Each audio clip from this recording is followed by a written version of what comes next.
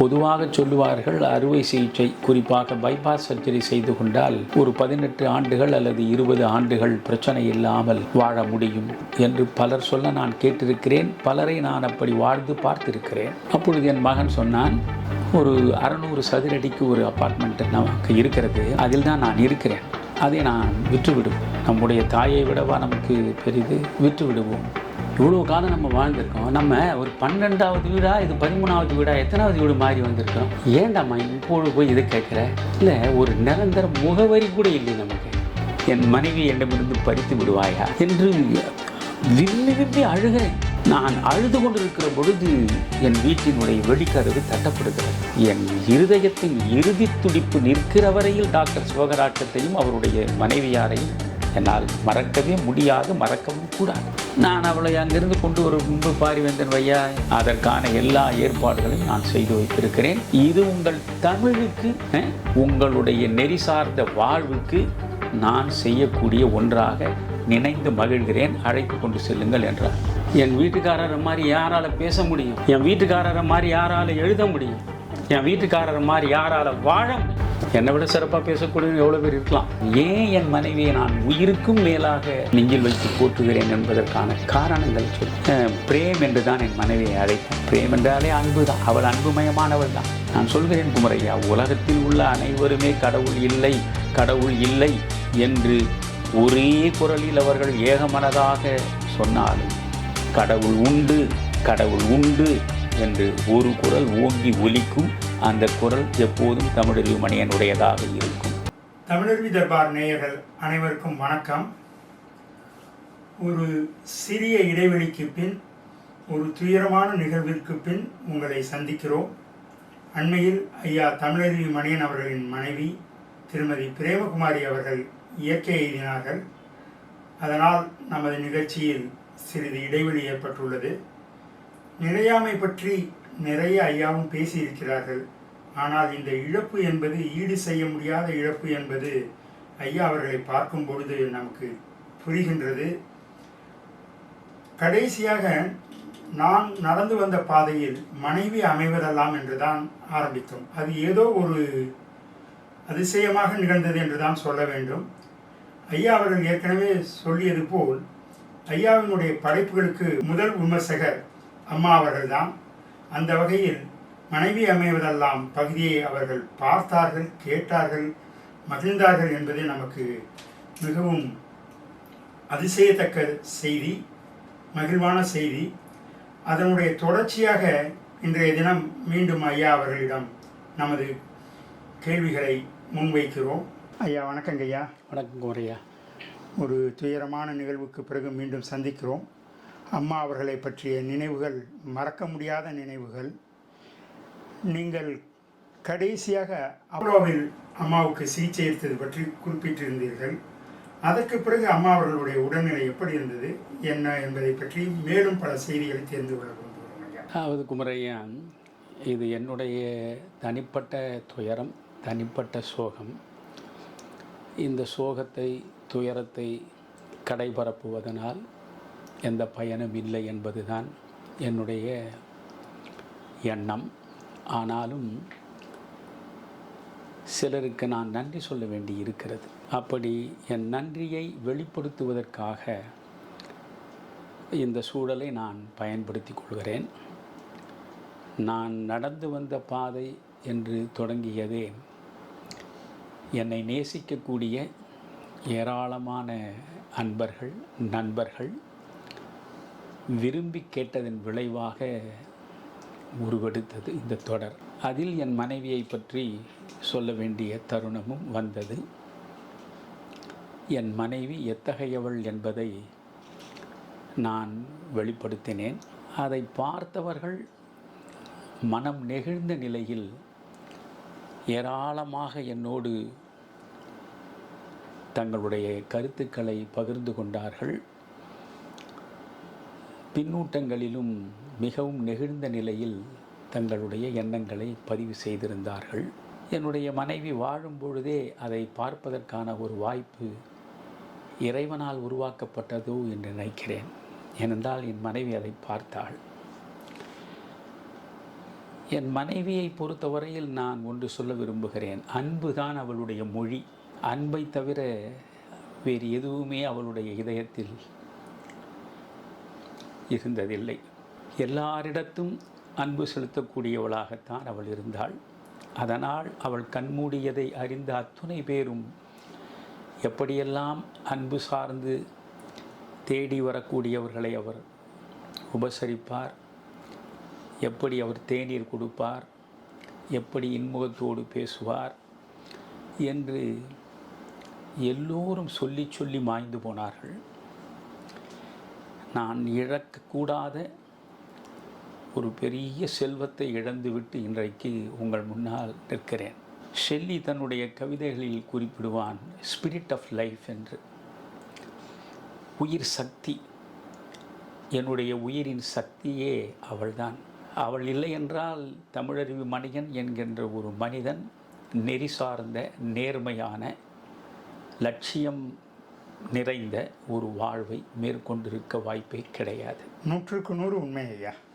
எல்லா வகையிலும் அப்பேற்பட்ட மனைவியை எப்படி இழந்தேன் என்பதை இன்று உங்களிடம் மிகுந்த வருத்தத்துக்கு இடையே தான் நான் சொல்கிறேன். அப்பல்லோவில் பைபாஸ் சர்ஜரி நடந்தது.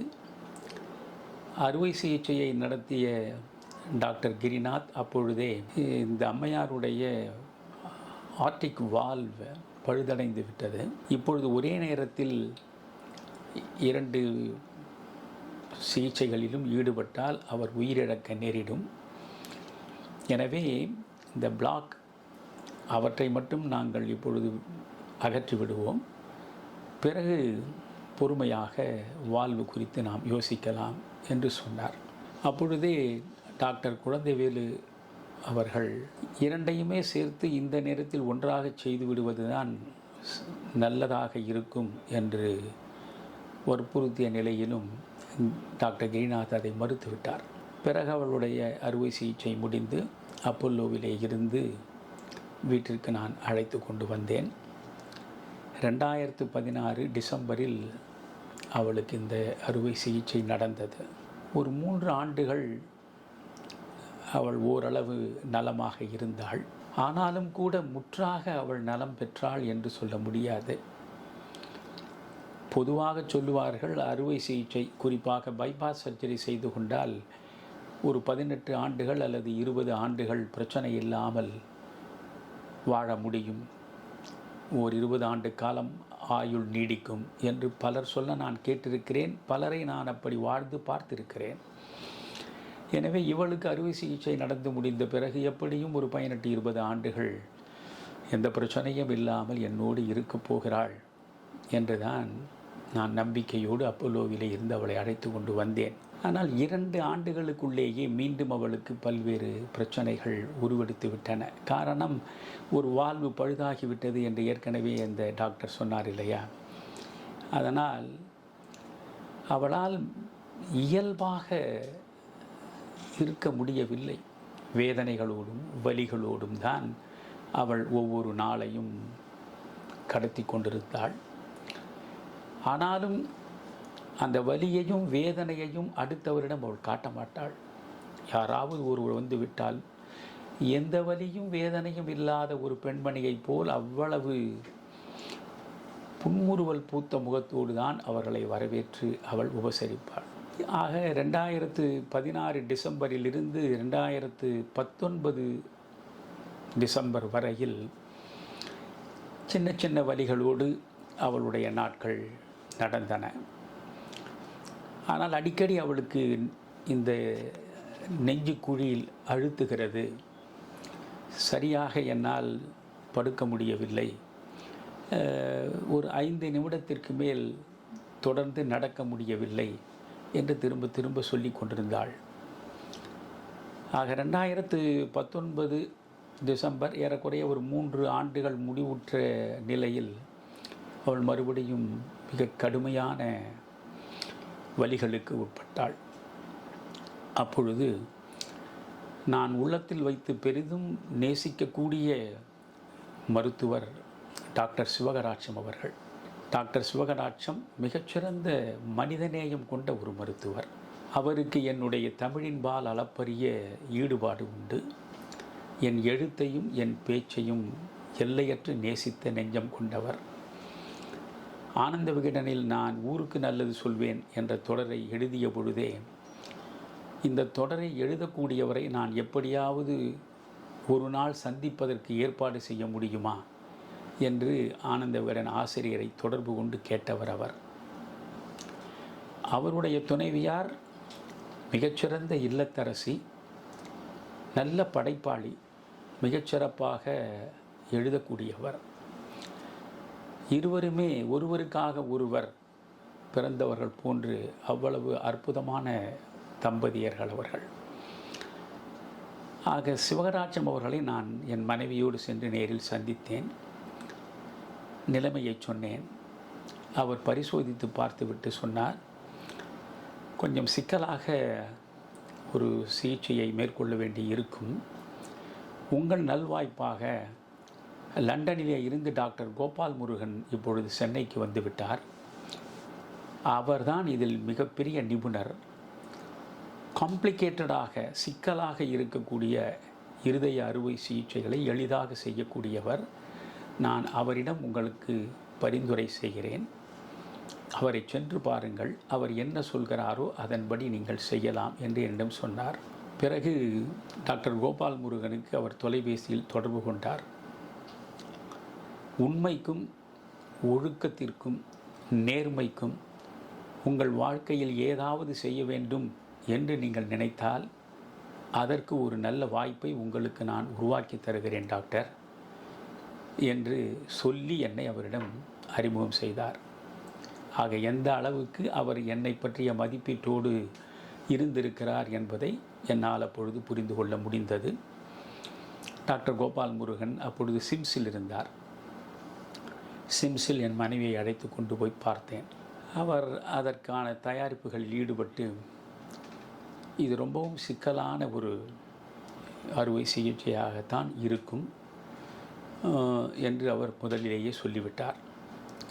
அதற்கு அடுத்து அந்த சிகிச்சையை மேற்கொள்ளுகிற நிலையில் அவர் அங்கிருந்து காவேரி மருத்துவமனைக்கு வந்துவிட்டார்.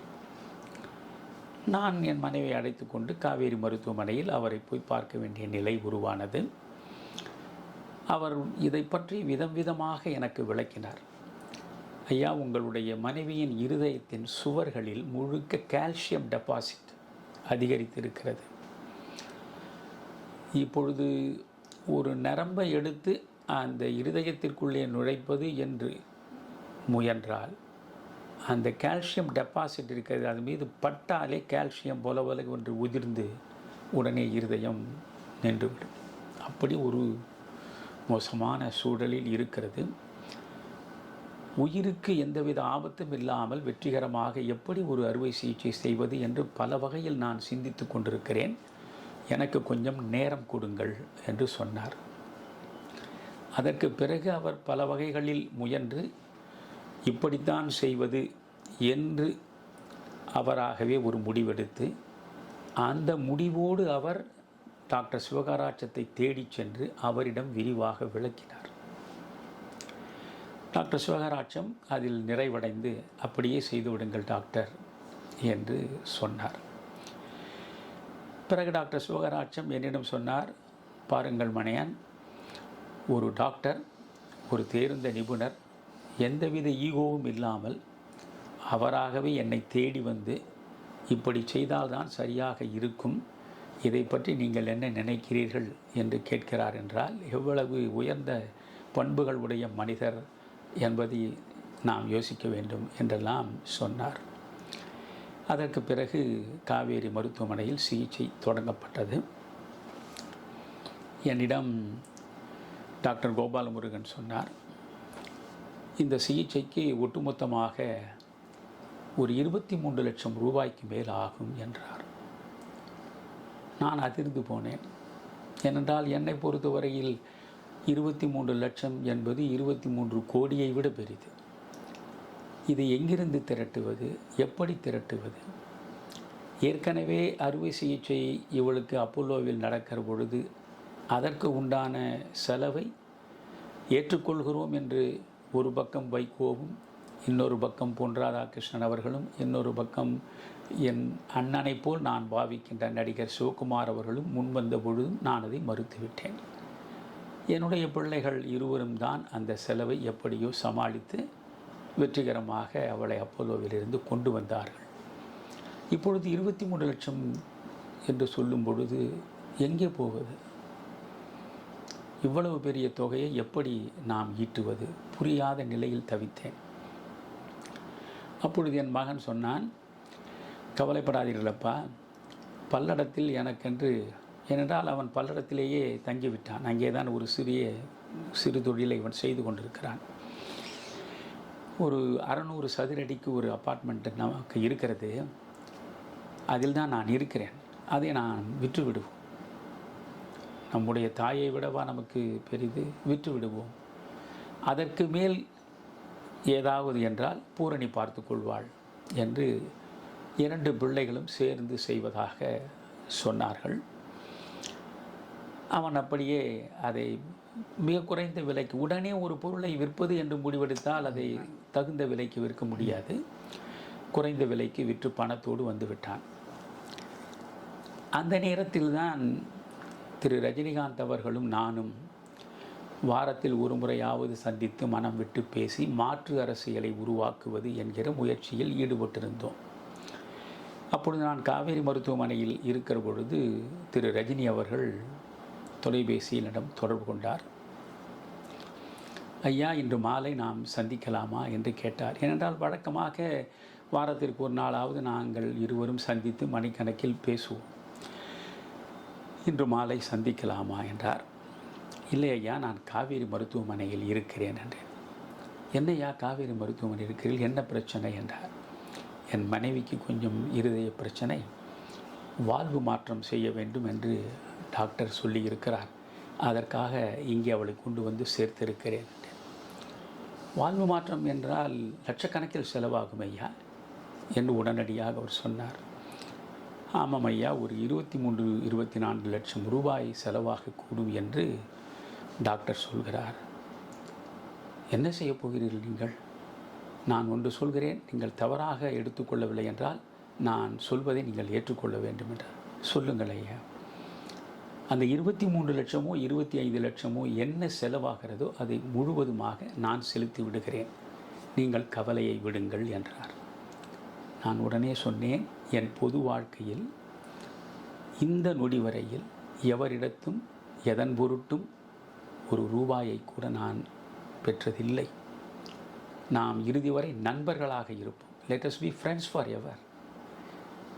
அதில் மாற்றம் இல்லை. ஆனால் அதற்காக நீங்கள் எனக்கு உதவ வேண்டும் என்ற அவசியமில்லை என்று சொன்னேன். இல்லை ஐயா, எப்படி அதை சமாளிப்பீர்கள் என்று முதலில் அதை சொல்லுங்கள் என்று ரொம்ப கரிசனத்தோடு கேட்டார். என் மகன் தனக்கென்று வைத்திருந்த ஒரு சிறிய அப்பார்ட்மெண்ட்டை விற்றுவிட்டான். இதை பற்றியெல்லாம் அவர் இவ்வளவு தூரம் பேச வேண்டிய அவசியம் இல்லை. உடனே அவர் சொன்னார், ஐயா, நான் ஒன்று செய்கிறேன். யாரிடம் அந்த பொருளை உங்களுடைய மகன் விற்றாரோ அவரிடமே நான் தொடர்பு கொண்டு பேசி அதை விட கூடுதலாக பணம் கொடுத்து திரும்ப அதை நான் பெற்றுக்கொள்ளலாம் என்றார். ஐயா, இவ்வளவு தூரம் நீங்கள் மிகுந்த அன்பு செலுத்தி என்னிடம் பேசியதற்கு நன்றி. ஆனால் யாரிடத்தும் எதையும் என் வாழ்வில் பெறுவதில்லை என்பதை நான் ஒரு தவமாக நேர்ந்து கொண்டிருக்கிறேன். எனவே இதை பற்றி நாம் மீண்டும் பேச வேண்டாம் என்று சொல்லிவிட்டேன். என் மகன் பணத்தோடு வந்துவிட்டான். என் மகள் கூடுதலாக எவ்வளவு செலவானாலும் நாம் பார்த்து கொள்ளலாம் அப்பா, நீங்கள் இதை பற்றி ஒன்றும் கவலைப்பட வேண்டாம், சிகிச்சையை தொடங்க சொல்லுங்கள் என்றாள். சிகிச்சைக்கான ஏற்பாடுகள் நடந்து கொண்டிருந்தன. டாக்டர் கோபாலமுருகன் என்ன சொன்னார், இந்தியாவில் இருக்கக்கூடிய வால்வு ஒரு 3 ஆண்டுகள் தான் வரும். ஏனென்றால் அது தோலில் செய்யக்கூடியது. பெல்ஜியத்திலிருந்து மெட்டாலிக் வால்வு நாம் வரவழைத்தால் அது குறைந்தது ஒரு 5 ஆண்டுகளுக்கு மேல் நன்றாக இருக்கும். அதனால் அதை வரவழைக்கலாம். அதனால் தான் இவ்வளோ பெரிய தொகை தேவைப்படுகிறது என்று சொன்னார். எனவே அந்த வால்வு சேர வேண்டும். இதற்கிடையில் நான் காவேரி மருத்துவமனையில் இருப்பதை நம்முடைய ஐயா வாசன் அவர்கள் தெரிந்து கொண்டார். ஐயா வாசன் அவர்களுக்கும் எனக்கும் உள்ள உறவு அது வார்த்தைகளால் விவரிக்க முடியாத ஒரு ஆண்மநேய உறவு. மூப்பனாரிடம் நான் சென்று சேர்ந்து அவரிடம் பொதுச் செயலாளராக இருந்த பொழுது அவர் நேரடி அரசியலுக்கு வரவில்லை. ஆனாலும் அன்று தொட்டே வாசனோடு எனக்கு நல்ல அன்பு சார்ந்த நட்பும் நெருக்கமும் இருந்தது. இன்று வரை அது இருக்கிறது, இறக்கும் வரை அது இருக்கும். அவர் தொலைபேசியில் தொடர்பு கொண்டு, என்னையா காவேரியில் இருக்கிறீர்கள்? ஆமாம் ஐயா, ஒரு 5 நிமிடம் இங்கே வந்து விட்டு செல்லுங்கள் என்றார். காவேரி மருத்துவமனையிலிருந்து அவருடைய அலுவலகம் அசோகா ரோடு ஒரு 1 கிலோமீட்டர் தூரத்தில் தான் இருக்கும். சரி என்று நான் போனேன்.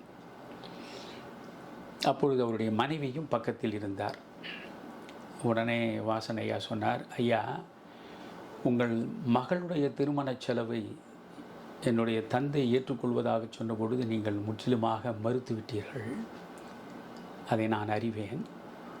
அதேபோல் இப்பொழுதும் நீங்கள் மறுத்துவிடக்கூடாது என்பதற்காகத்தான் என் மனைவியை வரவழைத்திருக்கிறேன் என்று சொன்னதும் அவருடைய மனைவியார் மிகச்சிறந்த பெண்மணி. அவர் என்னை பார்த்து, ஐயா நீங்கள் எங்களுக்கு தந்தை போன்றவர், எங்கள் குடும்பத்தில் மூத்தவராக உங்களை நாங்கள் மதிக்கிறோம். எனவே உங்களுக்கு ஒரு துயரம் என்றால் அது எங்களுக்கான துயரம். தயவு செய்து காவேரி மருத்துவமனையில் எவ்வளவு செலவாகுமோ அதை நாங்கள் ஏற்றுக்கொள்ள நீங்கள் அனுமதிக்க வேண்டும். முதலில் இந்த பணத்தை நீங்கள் கொண்டு போய் ஆரம்ப செலவுகளுக்கு கட்டுங்கள், பிறகு மற்றவற்றை பார்த்து கொள்ளலாம் என்று ஒரு மஞ்சள் பையில் 2 லட்சம் ரூபாயை சுற்றி அந்த மேஜை மீது வைத்திருந்தார்கள். ஐயா இதில் 2 லட்சம் ரூபாய் இருக்கிறது, அவர் கொடுத்தால் நீங்கள் ஏற்க மாட்டீர்கள் என்று அவர் சொன்னதனால்தான் நான் இப்பொழுது அவர் பக்கத்தில் உட்கார்ந்து கொண்டு உங்களிடம் கொடுக்கிறேன், இதை நீங்கள் மறுக்காமல் ஏற்றுக்கொள்ள வேண்டும் என்றார். அந்த நேரத்தில் மறுத்து நம்முடைய நேர்மையை வெளிப்படுத்துவது என்பது அவ்வளவு விவேகமானதாக எனக்கு படவில்லை. சரிங்கம்மா என்று அந்த பணத்தை நான் பெற்றுக்கொண்டேன். அந்த 2 லட்சம் ரூபாயை அவர்கள் ஒரு மஞ்சள் பையில் போட்டு கொடுத்தார்கள் அல்லவா, அந்த மஞ்சள் பையை அப்படியே கொண்டு வந்து என் வீட்டு பீரோவில் வைத்து பூட்டிவிட்டேன். பிறகு காவேரி மருத்துவமனையில் ஒரு 24 முதலில் ஒரு 24 லட்சம், அதற்கு பிறகு மீண்டும் அவளுக்கு கொஞ்சம் நிலை கெட்டு அதற்கு ஒரு 3 லட்சம், ஆக ஒரு 27 லட்சம் ரூபாய் ஆனது. இவற்றையெல்லாம் சரி செய்துவிட்டு நாங்கள் வீட்டிற்கு சேர்ந்து விட்டோம். சேர்ந்ததும் நான் செய்த முதற் காரியம் இந்த மஞ்சள் பையை எடுத்துக்கொண்டு அசோகா ரோடுக்கு போனேன். ஐயா வாசன் அவர்கள் தனியாக வந்திருந்தார். அவரிடம் சொன்னேன், ஐயா நீங்கள் கொடுத்த பணத்தை அம்மா இருந்ததனால் அதை மறுப்பது நியாயமில்லை என்று நான் எடுத்துக்கொண்டு சென்றேன். அப்படியே கொண்டு போய் நான் பீரோவில் வைத்திருந்தேன். அதை அப்படியே இப்பொழுது உங்களிடம் கொண்டு வந்து இங்கே வைத்து விட்டேன். அதை நான் பிரித்து கூட பார்க்கவில்லை. என் 2 பிள்ளைகளும் இந்த செலவை அவர்கள் ஏற்றுக்கொண்டார்கள். உங்கள் அன்புக்கும் அம்மாவுடைய அன்புக்கும் நன்றி என்று சொல்லிவிட்டு நான் வந்துவிட்டேன். இதற்கு பிறகு நீங்கள் பார்த்தால் காவேரி மருத்துவமனையில் இப்பொழுது வாழ்வு வைத்ததாகிவிட்டது. ஒரு 25 லட்சம் ரூபாய்க்கு மேல் செலவழித்தாகிவிட்டது. இனி பிரச்சனை இல்லை. எப்படி இருந்தார்கள் ஐயா அந்த சிகிச்சைக்கு பிறகு அம்மா எப்படி இருந்தார்கள்? அதுதான் சொல்கிறேன் குமரையா, இனி எந்த பிரச்சனையும் இல்லாமல் என்னுடைய மனைவியினுடைய ஆரோக்கியம் சிறப்பாக இருக்கும் என்ற நம்பிக்கையோடு தான் நான் வீட்டிற்கு அவளை அழைத்து கொண்டு வந்தேன். 1 வாரம்தான் ஆகியிருக்கும். மறுபடியும் அவளுக்கு பிரச்சனை அதிகரித்து மூச்சு விட முடியாமல் திணறுகிறாள். இரவு பொழுது முழுவதும் அவள் மூச்சு விட முடியாமல் திணறுகிறாள். படுக்க முடியவில்லை, அப்படியே உட்கார்ந்து கொண்டிருக்கிறாள். அவளோடு சேர்ந்து நானும் உட்கார்ந்து கொண்டு இதுக்கு என்ன செய்வது என்று புரியாத நிலையில் திகைக்கிறேன். எப்பொழுது பொழுது விடியும்? உடனடியாக டாக்டர் சிவகராட்சத்திடம் தொடர்பு கொண்டு மறுபடியும் இப்படி ஆகியிருக்கிறதே, இதற்கு என்ன செய்ய வேண்டும் என்று கேட்க வேண்டும் என்ற துடிப்போடும் தவிப்போடும் நான் இரவு பொழுதை கழிக்கிறேன். பொழுது புலர்ந்தது, கொஞ்ச நேரமானது. உடனடியாக சிவகராட்சத்துக்கு தொலைபேசியில் தொடர்பு கொள்கிறேன். அது சுவிட்ச் ஆஃப் செய்யப்பட்டிருக்கிறது. அவருடைய மனைவியாருக்கு நான் தொடர்பு கொள்கிறேன். அவருடைய செல்லும் சுவிட்ச் ஆஃப் செய்யப்பட்டிருக்கிறது. திரும்ப திரும்ப திரும்ப நான் முயன்று கொண்டே இருக்கிறேன். இவளால் முடியவே இல்லை. எனக்கு அப்பொழுது இந்த ஆக்சிமீட்டர் வைத்து பார்ப்பது, அது 98க்கு கீழே இருக்கிறதா இல்லையா என்று அறிந்து கொள்வது என்பது குறித்தெல்லாம் எந்த அறிவும் இல்லை. ஆக்சிமீட்டரும் என்னிடம் இல்லை. ஆனால் இவளுடைய ஆக்சிஜன் லெவல் அது குறைந்து கொண்டே போகிறது. எனவே மிக மோசமான நிலையை இவள் நெருங்கிக் கொண்டே இருக்கிறாள். நான் கோபால் முருகனோடு தொடர்பு கொள்ள முடியாது. எப்பொழுதுமே அவருடைய காரியதரிசி, அவருடைய செக்ரட்டரி என்று ஒரு பெண் இருக்கிறார். அவரோடு பேசி அவரின் மூலமாகத்தான் டாக்டர் கோபால் முருகனோடு நாம் பேச முடியும். இந்த நேரத்தில் ஒன்றையும் சொல்ல விரும்புகிறேன். டாக்டர் கோபால் முருகன் 23 லட்சத்துக்கும் மேலே அங்கே பில் போடப்பட்டது என்கிற பொழுது உடனே இங்கிருந்து கீழே இன்டர்காமில் பேசி, எனக்கு நீங்கள் எவ்வளவு பணம் மருத்துவருக்காக போட்டிருக்கிறீர்கள் என்று கேட்டார். 1,40,000 ரூபாய் என்று சொன்னார்கள்.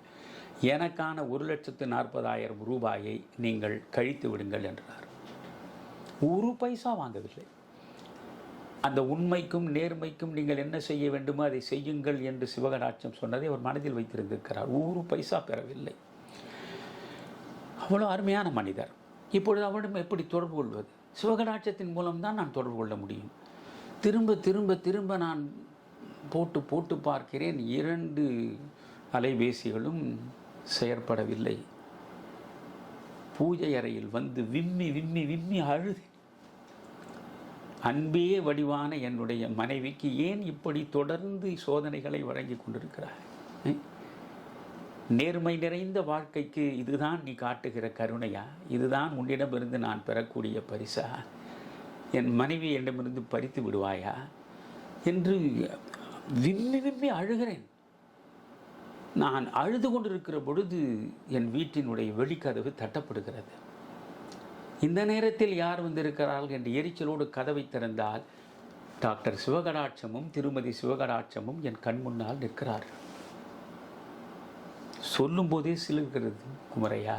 ஒன்றுமே எனக்கு புரியவில்லை. அவர்களை பார்க்கிற பொழுது அவர்கள் கையில் நிறைய பழங்களை எல்லாம் வாங்கி கொண்டு வந்து, ஐயா காவேரியிலிருந்து வந்து விட்ட பிறகு நன்றாக இருப்பார்கள் என்று நாங்கள் மகிழ்ச்சியை பரிமாறிக்கொள்வதற்காகத்தான் வந்திருக்கோம் என்று உட்கார்ந்தார்கள்.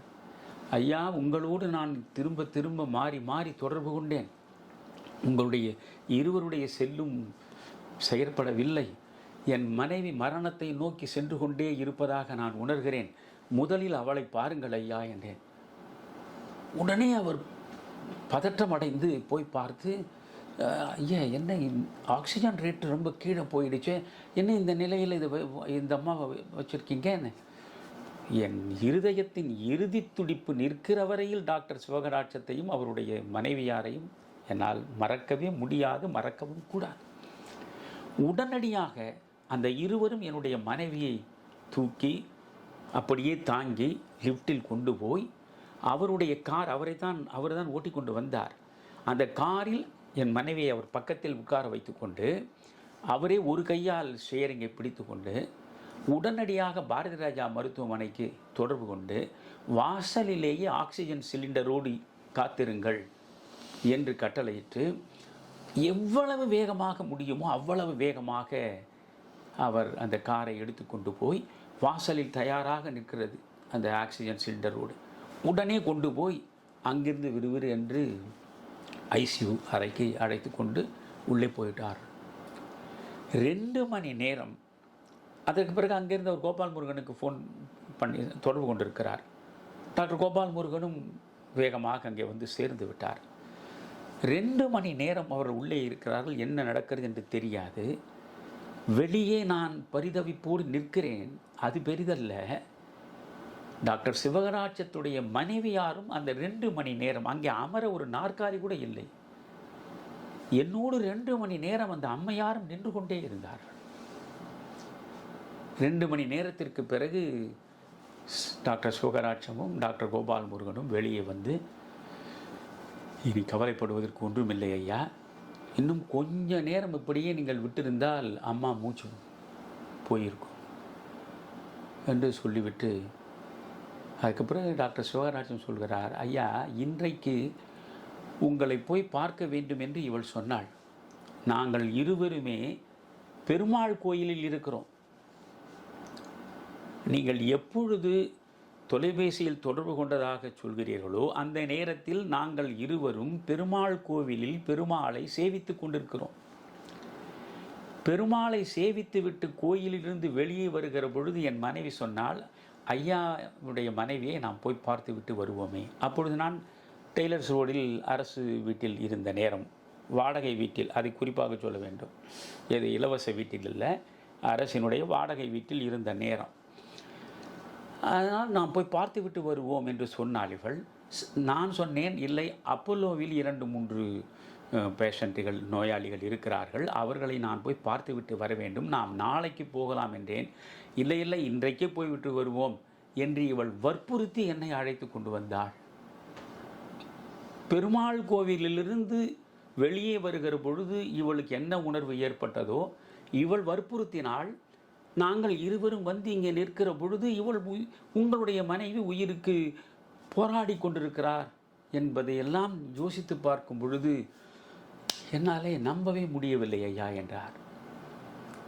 நான் சொல்கிறேன் குமரையா, உலகத்தில் உள்ள அனைவருமே கடவுள் இல்லை, கடவுள் இல்லை என்று ஒரே குரலில் அவர்கள் ஏகமனதாக சொன்னாலும், கடவுள் உண்டு, கடவுள் உண்டு என்று ஒரு குரல் ஓங்கி ஒலிக்கும். அந்த குரல் எப்போதும் தமிழறிவு மணியனுடையதாக இருக்கும். எனவே அது ஒரு அபூர்வம், அது எந்த வகையிலும் நம்ப முடியாத ஒரு அதிசயம். அந்த நேரத்தில் திரு சிவகடாட்சம் அவர்களும் அவருடைய துணைவியாரும் வந்ததும் அவர்கள் அவ்வளவு விரைவாக என் மனைவியை கொண்டு போய் உரிய சிகிச்சையை கொடுத்து அவள் உயிரை காப்பாற்றியதும் அந்த நிகழ்ச்சியை மறக்கவே முடியாது. இவர்களுக்கெல்லாம் நன்றியை எப்படி நான் வெளிப்படுத்துவது? அதற்காகத்தான் இந்த நேரத்தை நான் பயன்படுத்தி கொள்கிறேன். அதற்கு பிறகு இந்த நிகழ்ச்சி 2016 பைபாஸ் சர்ஜரி, 2020 மார்ச் மாதம் இந்த வாழ்வு மாற்றம் நிகழ்ந்தது. ஒரு 3 ஆண்டுகள் இருந்தாள். அது கூட நலமாக இருந்தாள் என்று சொல்ல முடியாது. இந்த வாழ்வை மாற்றிய பிறகு கூட தொடர்ந்து நாங்கள் டாக்டர் கோபால் முருகனிடம் 15 நாட்களுக்கு ஒரு முறை, பிறகு 30 நாட்களுக்கு ஒரு முறை, பிறகு 3 மாதத்திற்கு ஒரு முறை, பிறகு 6 மாதத்திற்கு ஒரு முறை என்று அவர் வர சொல்லுவார். போய் பார்த்துவிட்டு அவர் சொல்லுகிற மாத்திரைகளை அவள் எடுத்துக்கொண்டு இருந்தாள். அப்பொழுதும் அவளால் நெடிய தூரம் நடக்க முடியாது, ரொம்ப இயல்பாக இருக்க முடியாது. நிறைய பிரச்சனைகளும் அவளோடு சேர்ந்தே இருந்த நிலையில் அவளும் அவற்றையெல்லாம் சகித்து கொண்டு எனக்கான பணிவிடைகள் அனைத்தையும் அவள் செய்து கொண்டே இருப்பாள். புரிகிறதா? நான் நோய்வாய்ப்பட்டு கிடக்கிறேன், உங்களுக்கு என்னால் எதையும் செய்ய முடியாது என்று சொல்லலாம். ஆனால் அவள் எனக்காக பார்த்து பார்த்து பார்த்து செய்து கொண்டே இருப்பாள். அத்தனை வலிகளையும் அத்தனை வேதனைகளையும் சுமந்து கொண்டு அவள் செய்து கொண்டே இருப்பாள். பிறகு நீங்கள் பார்த்தால் இது நான் என்ன நினைத்தேன், 25 லட்சம் ரூபாய்க்கு மேல் கொண்டு போய் கொட்டி இருக்கிறோம் காவேரி மருத்துவமனையில், வாழ்வு மாற்றிவிட்டோம், இனி பிரச்சனையே கிடையாது, நம்முடைய அறிவு கேட்டியது அவ்வளவுதான், இனி நீண்ட காலம் என் மனைவி என்னோடு மகிழ்ச்சியாக இருக்கப் போகிறாள் என்று நினைத்தேன். ஆனால் 2016 இந்த பைபாஸ் சர்ஜரி, ஏறக்குறைய 2020 மார்ச்சில் அந்த வாழ்வை மாற்றினோம். 2023 மார்ச் என்று வைத்துக்கொள்ளும் 3 ஆண்டுகள் தான் அந்த வாழ்வு வேலை செய்தது. பிறகு இவளுக்கு மீண்டும் சிக்கல்கள் அதிகரித்து விட்டன. ஒவ்வொரு நாளும் ஒரு விதமான போராட்டம்தான். இரவு பொழுதை அவளாலும் நிம்மதியாக கழிக்க முடியாது, அவளோடு சேர்ந்து நானும் நிம்மதியாக செலவழிக்க முடியாது. இதற்கு இடையிலே தான் என்னுடைய எழுத்து பணி, என்னுடைய இயக்கப்பணி, எல்லா இடங்களுக்கும் போவது, வருவது, எழுதுவது, பேசுவது என்பதும் ஒரு பக்கம் தொடர்ந்து கொண்டிருக்கிறது. இந்த எந்த பணிகளுக்கும் ஒரு விதமான இடையூறும் இல்லாதபடி அவள் பார்த்து கொண்டாள். இப்பொழுது நான் வெளியூர் செல்ல வேண்டும், 3-4 நாட்கள் ஆகும், என்னம்மா சொல்கிறாய், எப்படி? அதெல்லாம் ஒன்றும் பிரச்சனை இல்லை, நான் எப்பொழுதும் நல்லா இருக்கேன், நீங்கள் போயிட்டு வாங்க, அப்படி தான் சொல்லுவாள். ஆனால் அப்பொழுது அவளுக்கு பிரச்சனை இருக்கும், அவள் வெளிப்படுத்த மாட்டாள். இப்படியே இருந்தது. 2023 3 ஆண்டுகள் இந்த வாழ்வு பழுதடைந்து விட்டது. எனக்கு தெரியாது. பழையபடி இவளால் மூச்சு விட முடியவில்லை. பிரச்சனைகள் தொடங்கிவிட்டன.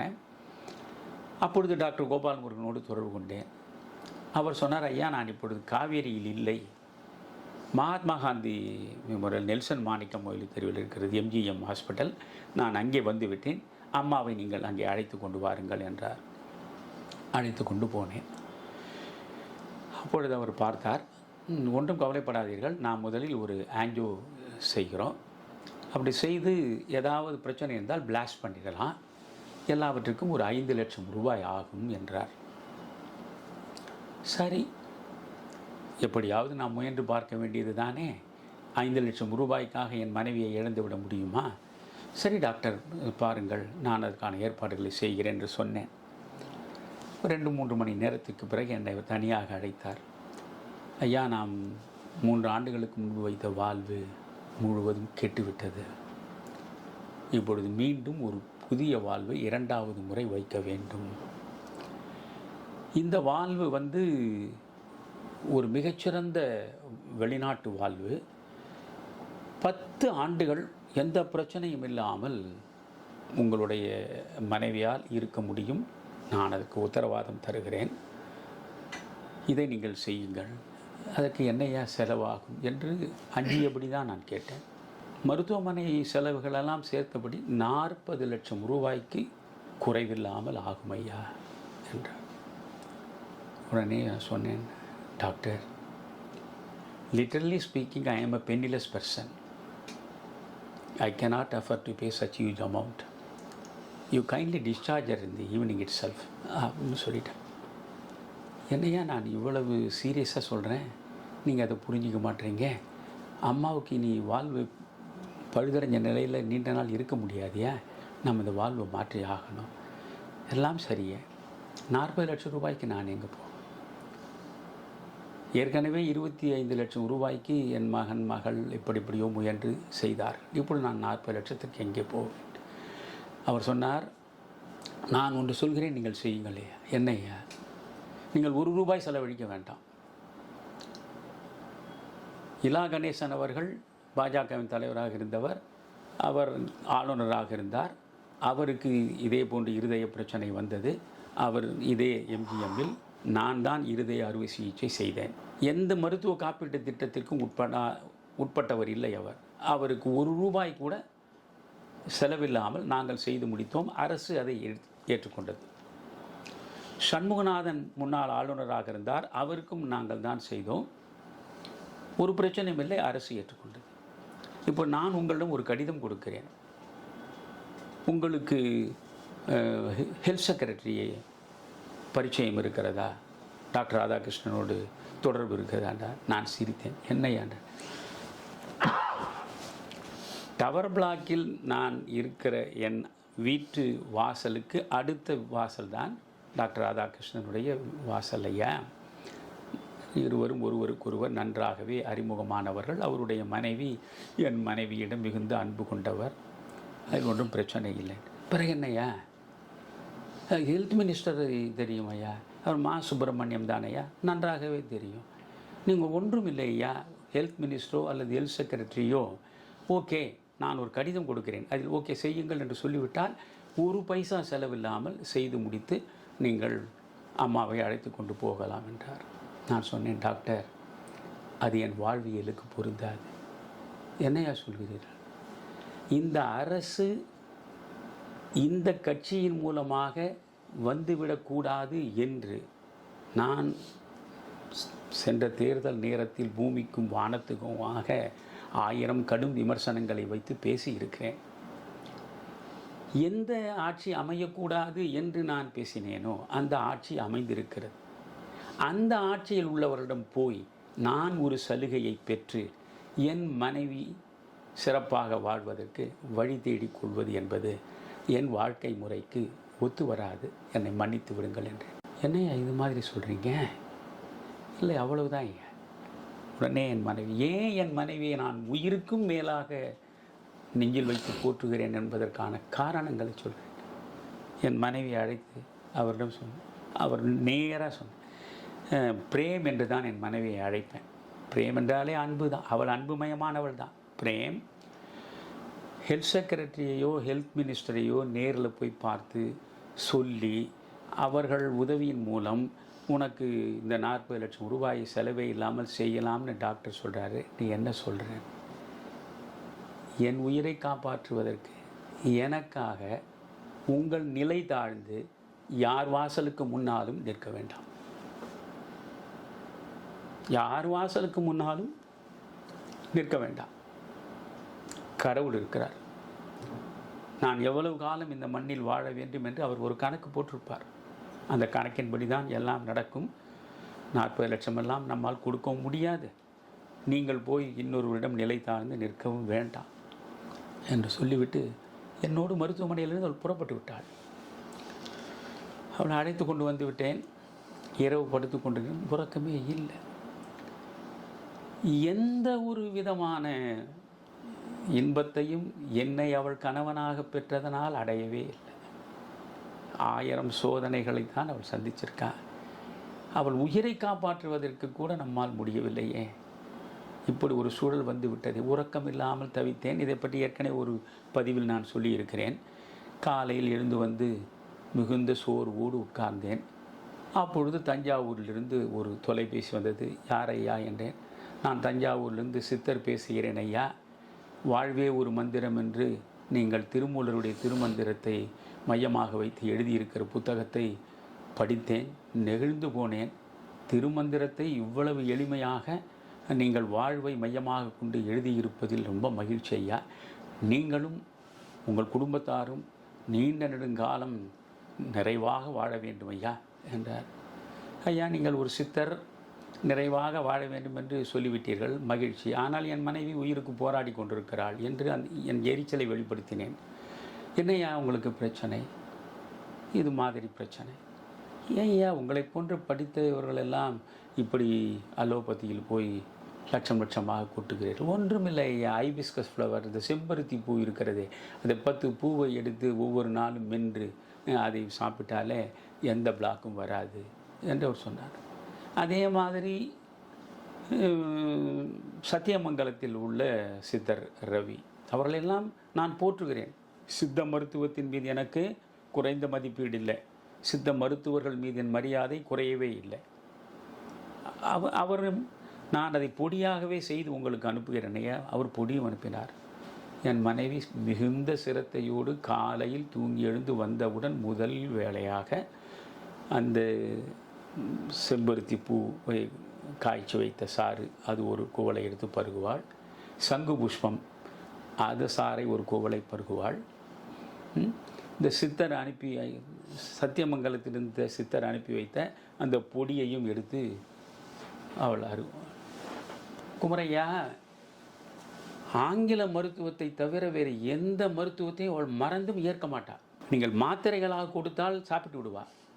ஆனால் வேறு ஏதாவது நீங்கள் கஷாயம் லேகியம் என்றால் தொடவே மாட்டாள். ஆனால் நானே சில முறை பார்த்திருக்கிறேன். ஆனால் என்னை விட்டு போய்விடக்கூடாது, இவனை தனியாக விட்டு விட்டு போய்விடக்கூடாது, அதற்காக அவள் எல்லாவற்றையும் ஏற்றுக்கொண்டாள். எனவே அவள் அதையும் சாப்பிட்டாள். டாக்டர் கோபால் முருகன் மட்டும் அழகாக சொன்னார், ஐயா நீங்கள் சித்த மருத்துவத்தில் இது மாதிரி கஷாயம், இலை, தழை இவற்றையெல்லாம் ஏற்றுக்கொள்வது ஒரு தவறும் இல்லை. அதனால் எந்த தவறான விளைவும் ஏற்படாது. ஆனால் மறந்தும் நான் பரிந்துரை செய்திருக்கிற இந்த மாத்திரைகளை கொடுக்க தவறாதீர்கள் என்று அவர் சொன்னார். எனவே அவர் கொடுத்து எழுதி அனுப்பி அந்த ஆங்கிலம் காலையில் ஒரு 9 மாத்திரைகள், இரவு ஒரு 9 மாத்திரைகள், இப்படி ஒரு 18 மாத்திரைகளையும் விழுங்கிவிட்டு இந்த கஷாயத்தையும் இதை பொடியையும் இதையும் முடித்து எப்படியும் நாம் நம்முடைய கணவனுக்காக இருக்க வேண்டும். அவள் அடிக்கடி சொல்வாள், எனக்கு எந்த விதமான உயிரின் மீது ஆசையும் இல்லை, வாழ்ந்தாக வேண்டும் என்ற ஒரு பிடிப்பும் இல்லை, உங்களை தனியாக விட்டு விட்டு போய்விடக்கூடாது என்பது மட்டும்தான் என்னுடைய ஒரே கவலை. நீங்கள் யாரோடும் இருக்க மாட்டீர்கள், எனக்கு நன்றாக தெரியும்.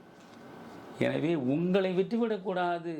வேண்டுமானால் 2 பேரும் போய்விடலாம், அதற்கு வாய்ப்பு இறைவன் வழங்குவானா தெரியாது.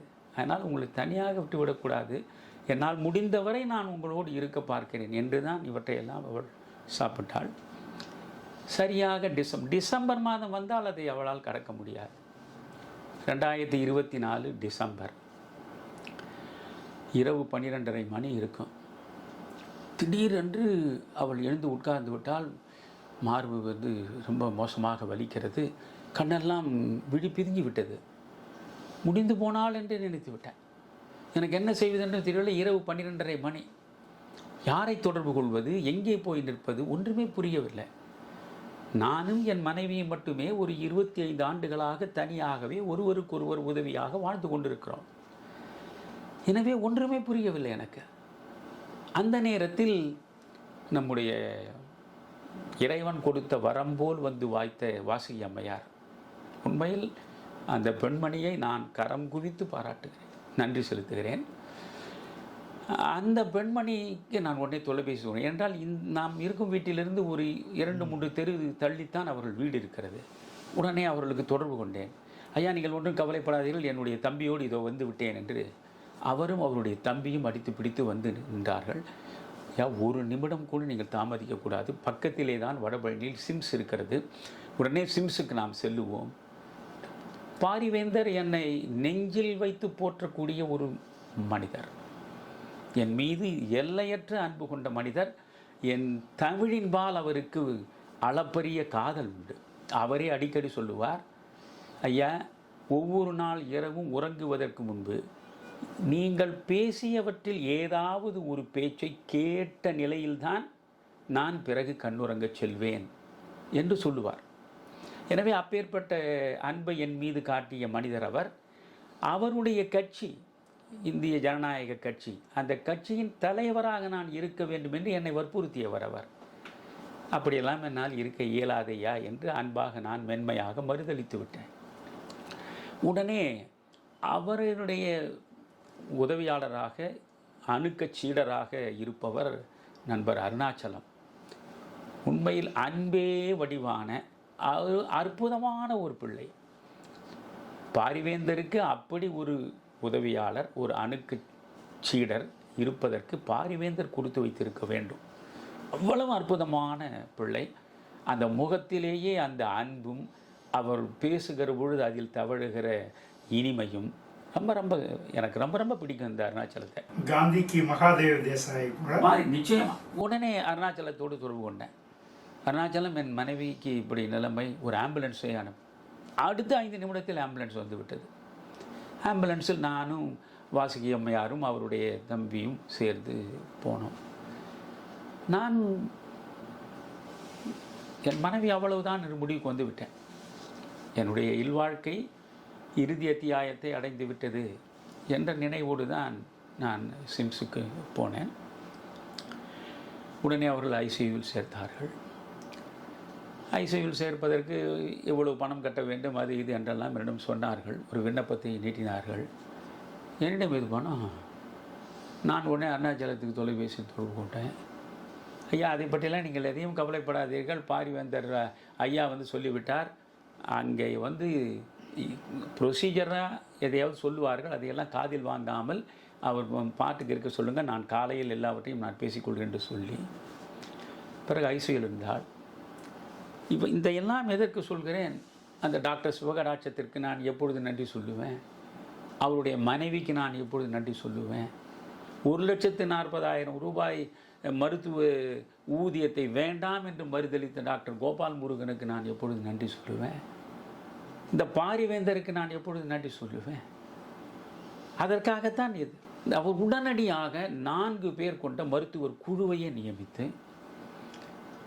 அவ்வளவு அற்புதமாக என்னுடைய மனைவியை அவர்கள் பார்த்து கொண்டார்கள். மிகச்சிறந்த மருத்துவ நிபுணர்கள் தொடர்ந்து கவனம் செலுத்தி ஏறக்குறைய 35 நாட்கள் அங்கே இருந்தாள் அவள். யோசித்து பாருங்கள், எத்தனை லட்சம் ரூபாய் அதற்கு கொடுக்க வேண்டி இருந்திருக்கும். எனக்கு ஒன்றுமே புரியவில்லை. நான் அவளை அங்கிருந்து கொண்டு ஒரு முன்பு பாரிவேந்தன், வையா இது என்ன ஆயிற்று என்று, பேசாமல் நீங்கள் உங்கள் மனைவியை அழைத்து கொண்டு செல்லுங்கள். இந்த மருத்துவமனையில் நீங்களும் உங்கள் மனைவியும் எப்பொழுது வேண்டுமானாலும் உங்கள் சொந்த மருத்துவமனையாக கருதி வேண்டிய சிகிச்சைகள் அனைத்தையும் என்னை கேட்காமலேயே நீங்கள் செய்து கொண்டு போகலாம். அதற்கான எல்லா ஏற்பாடுகளையும் நான் செய்து வைத்திருக்கிறேன். இது உங்கள் தமிழுக்கு, உங்களுடைய நெறி சார்ந்த வாழ்வுக்கு நான் செய்யக்கூடிய ஒன்றாக நினைந்து மகிழ்கிறேன். அழைத்து கொண்டு செல்லுங்கள் என்றார். ஆம்புலன்ஸில் சென்ற என் மனைவியை அவள் நன்றாக நடந்து வீட்டில் வந்து சேர்ந்தாள். ஒரு ஆண்டு. ஆனால் அந்த ஒரு ஆண்டு என்பது கடுமையான தவ வாழ்க்கை அவளுடையது. ஏனென்றால் டாக்டர் பாசி என்று அவர் சொல்கிறார்கள். அவர் தான் இதய நிபுணர். அவர் என்னை அழைத்தார். இது 2வது முறை உங்களுக்கு வாழ்வை வைப்பது, உயிருக்கு உத்தரவாதம் இல்லை. அதனால் நீங்கள் மாத்திரைகளின் மூலமாக எவ்வளவு காலம் நீடிக்க முடியுமோ அவ்வளவு காலம் நீடிப்பதற்கு நீங்கள் வாய்ப்பை உருவாக்கி கொள்வது நல்லது. ஆனால் அதற்கு கடுமையாக உணவு முறையில் நீங்கள் கவனம் செலுத்த வேண்டும் என்று ஒரு பெரிய லிஸ்ட்டை கொடுத்தார்கள், டயட் சார்ட். குமரையா, என் மனைவி 90 கிலோ இருந்தாள். இந்த ஒரு ஆண்டு அவள் இருந்த ஒன்றுமே கொடுக்க மாட்டேன். அந்த சார்ட்டில் பார்த்தால் ஒரு பிஸ்கட் கூட நீங்கள் கொடுக்கக்கூடாது. காலையில் எழுந்து அவளுக்கு ஒரே ஒரு தேநீர் கொடுப்பேன். அந்த தேநீரை குடிப்பாள். காலை சிற்றுண்டி எதுவும் கிடையாது. பகலில் என் பக்கத்தில் அவள் உட்கார்ந்து கொண்டு, அவள் குறைவாகத்தான் சாப்பிடுவாள், ஆனால் நிறைவாக சுவைத்து சாப்பிடக்கூடியவள். ரொம்ப அற்புதமாக சமைப்பாள். ஆனால் அவளுடைய விதி, ஒரு சின்ன குவளையில் சிவப்பு கவுனி அரிசி இருக்கிறது, அதை நன்றாக அரைத்து அதை நொய் கஞ்சியாக ஆக்கி ஒரு 1/2 டம்ளர் அதை எந்த விருப்பமும் இல்லாமல் சகித்தபடி குடிப்பாள். அவ்வளோதான் உணவு. அதோடு மாலையில் 6 மணிக்கு நான் இன்னொரு முறை தேநீர் கொடுப்பேன். அந்த தேநீரை குடிப்பாள். பிறகு இரவு 2 இட்லி. இந்த உணவைத்தான் அவள் ஒரு ஆண்டு முழுவதும் சாப்பிட்டாள். ரொம்ப விரும்பி ஏதாவது ஒன்றை சொல்லுவாள், இதை எனக்கு வாங்கி கொடுங்களேன், என்ன நீ என்னோடு நீண்ட காலம் இருக்க வேண்டும், நீ இருக்க வேண்டும் என்றால் இப்படி கடும் பத்தியத்தில் இருந்தால்தான் நடக்கும் என்று டாக்டர் சொல்லியிருக்கிறார். தயவு செய்து புரிந்து கொள். 70 வயது வரையில் விரும்பியதையெல்லாம் நீ சாப்பிட்டு ஆகிவிட்டது. இனி எனக்காக நீ எதையும் சாப்பிடுவதில்லை என்று முடிவு செய்து ஒன்றையும் கொடுத்ததில்லை. என்ன ஆயிட்டு தெரியுங்களா? 90 கிலோ இருந்தவள் 68 கிலோவாக மாறிவிட்டால் 22 கிலோ எடை குறைந்து போனாள். வீட்டுக்குள்ளேயே மெல்ல எழுந்து அப்படி நடப்பாள். சரி, நீங்கள் முதியோர் காதலை பற்றி பாரதிதாசன் எழுதியதைப் போல உலக இலக்கியங்களில் யாரும் எழுதியதில்லை. குடும்ப வழக்கில் எழுதியிருப்பார், மதியல்ல முகம் அவட்கு, வறள் நிலம், குழிகள் கண்கள், சதிராடும் நடையாள் அல்லல், தள்ளாடி விழும் மூதாட்டி, எது எனக்கு இன்பம் நல்கும், இருக்கின்றாள் என்பதொன்றே. ஒன்றும் அழகான நிலவை போன்ற முகமுடையவள் இல்லை, வறண்டு காய்ந்து தேய்ந்து போன முகம் அது. கண்கள் 2 குழி விழுந்து விட்டது. சதிராடும் நடை இல்லை, தள்ளாடி விழும் மூதாட்டி. ஆனாலும் எது எனக்கு இன்பம் நல்கும், இருக்கின்றாள் என்பதொன்றே. அவள் என் பக்கத்தில் இருக்கின்றாள் என்ற ஒன்று போதும் நான் இன்பமாக இருப்பதற்கு. அதை அப்படியே அனுபவித்தவன் நான். அவள் இருந்தால் எனக்கு போதும். அவள் நடமாட முடியாமல் இருந்தால் கூட அவளுக்கு வேண்டிய அனைத்து பணிவிடைகளையும் செய்வதற்கு நான் தயாராக இருந்தேன். இருந்தால் போதும் என்று நினைத்தேன். ஒரு ஆண்டு போன டிசம்பர் மாதம் மறுபடியும் அவளுக்கு பிரச்சனை கடுமையாக வந்துவிட்டது. போன டிசம்பர் 16ஆம் தேதி தொடர்ந்து அவள் இருமத் தொடங்கிவிட்டாள். இரவு பகல் ஒரு நொடி விடாமல் இருமிக்கொண்டே இருக்கிறாள். அவள் பக்கத்திலே இருந்து நானும் எல்லா விதமான கொடுமைகளையும் அனுபவித்து கொண்டிருக்கிறேன். எதையோ தந்து பார்க்கிறேன், ஒன்றும் சரியாக இல்லை. அந்த சூழலில் டிசம்பர் 20ஆம் தேதி காமராஜர் மக்கள் கட்சி தமிழ் மாநில காங்கிரஸ் இணைப்பு விழா ஈரோட்டில் என்று வைத்துவிட்டோம். 2 கட்சிகளும் மிகுந்த ஆர்வத்தோடு இருக்கக்கூடிய நேரம். நான் இந்த நிலையில் 20ஆம் தேதி அங்கே வந்து சேரவில்லை என்றால் அது சரியாக இருக்காது. எனக்கு ஒன்றுமே புரியவில்லை. அவள் சொன்னாள், ஒன்றும் கவலைப்படாதீங்க. அவள் சொன்ன வார்த்தைகளை ஆண்டவன் சாட்சியாக வைத்து உங்களிடம் ஒவ்வொரு பேசுகிறேன். தேவையில்லாமல் உங்கள் தலையில் இந்த அரசியல் மூட்டையை தூக்கி வச்சுக்கின்னு எந்த விதமான பயனும் இல்லாமல் உங்களை நீங்கள் வருத்தியே வாழ்ந்திருக்கிறீங்க. இன்றைக்கு வாசன் ஐயா ரொம்ப நல்ல மனிதர். வாசனை மீது என் மனைவிக்கு அளப்பரிய அன்பு உண்டு. காரணம், அவர் அடிக்கடி எங்கள் வீட்டுக்கு வருவார். தோன்றும் போதெல்லாம் வருவார். அவருக்காக இவள் ஒரு போன்விட்டா வாங்கி வைத்திருப்பாள். மற்றவர்களுக்கு காஃபி டீ கொடுப்பாள், இது ஒரு போன்விட்டா வாங்கி வைத்திருப்பாள். போன்விட்டா கொண்டு கொடுப்பாள். அம்மா ஒரு சின்ன டம்ளரில் கொடுக்கக்கூடாதா என்பாள். பரவாயில்லை குடியுங்கள் ஐயா என்று. அவ்வளவு அன்பை அவர் இவளிடம் காட்டுவார், இவள் அவரிடம் செலுத்துவார். எனவே அவர் மிக நல்ல மனிதர். அவரிடம் நீங்கள் இந்த கட்சியை கொண்டு போய் சேர்த்து விடுவதை விட சிறந்த காரியம் எதுவும் இருக்க முடியாது. நான் பார்த்து கொள்கிறேன். இந்த இருமலும் இந்த பிரச்சனைகளும் எனக்கு என்ன புதிதா, நீங்கள் போய்விட்டு வந்து விடுங்கள் என்று சொன்னார். நான் அப்பொழுதும் வாசி அம்மையாரை அழைத்து, அம்மா, இவளுடைய நிலைமை மிக மோசமாக எனக்கு தெரிகிறது. இன்னும் மோசமான நிலைமை வருமானால் உடனடியாக நீங்கள் சிம்ஸில் கொண்டு போய் சேர்த்து விடுங்கள். நான் காலையில் சென்று 1 மணி நேரம் அங்கே பேசிவிட்டு உடனே ஒரு விமானத்தில் புறப்பட்டு மாலையில் வந்து விடுவேன் என்று சொன்னேன். போனேன். அதே மாதிரி போய் அங்கே பேசிவிட்டு, நீங்கள் தான் கூட வந்தீர்கள். விமான நிலையத்திற்கு வரும்போதே எனக்கு உடல்நிலை கெட்டுவிட்டது. அப்படியே நெருப்பு சட்டியை எடுத்து தலையில் வைத்தார் போல உடல் முழுவதும் பற்றி எரிகிறது. என்ன ஆயிற்று என்று எனக்கு தெரியவில்லை. அப்படியே மிகுந்த சிரமங்களோடு நான் வந்து வீட்டு வாசலுக்குள் நுழைந்தால் இரவு 12 மணி. அன்றைக்கு விமானம் வேறு ரொம்ப தாமதமாக புறப்பட்டது. 12 மணிக்கு வருகிறேன். வாசல் அருகே வாசுகி அம்மையாரும் அவருடைய தம்பியும் நிற்கிறார்கள். பார்த்த உடனே பையர் என்றாகிவிட்டது. என்ன இந்த நேரத்தில் இங்கே நிற்கிறீர்கள்? ஐயா, அம்மாவுக்கு எவ்வளவோ சொல்லிவிட்டோம். அம்மா வந்து கட்டிலிலிருந்து வேறு கீழே விழுந்து விட்டார்கள். நிலைமை ரொம்ப மோசமாக இருக்கிறது. நீங்கள் வந்து மருத்துவமனையில் சேருங்கள் என்று சொன்னால் வரமாட்டேன் என்கிறார்கள்.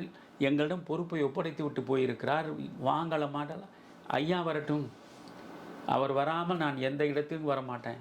அவர் இல்லாமல் நான் எங்கேயும் சென்று பழக்கம் இல்லை என்று சொல்லிவிட்டார். அதனால் உடனடியாக புறப்படணும் ஐயான்னு உடனே அலறி அழைத்து கொண்டு போனோம். அங்கே போய் இருவருக்கும் மருத்துவ பரிசோதனை எனக்கும் சேர்த்து. உடனே டாக்டர் சொன்னார், உங்களுக்கு நிமோனியா இருக்குது, அம்மாவுக்கு நிமோனியா இருக்குது. நீங்கள் உடல் உறுப்புகள் உங்களுக்கு எந்த பிரச்சனையும் இல்லை. அதனால் ஒரு 3-4 நாட்களில் நான் கொடுக்குற மாத்திரைகளில் நீங்கள் சரியாயிடுவீங்க. அம்மாவுக்கு ஏற்கனவே இருதயத்தில் 1000 பிரச்சனை இருக்குது. நிமோனியா விட கொடுமையான நோய் எதுவுமே கிடையாது. அது இருதயத்தை தாக்கினா ரொம்ப மோசமான விளைவுகளை உருவாக்கும். அதனால் உடனே ஐசியூவில் அம்மாவை கொண்டு போங்க.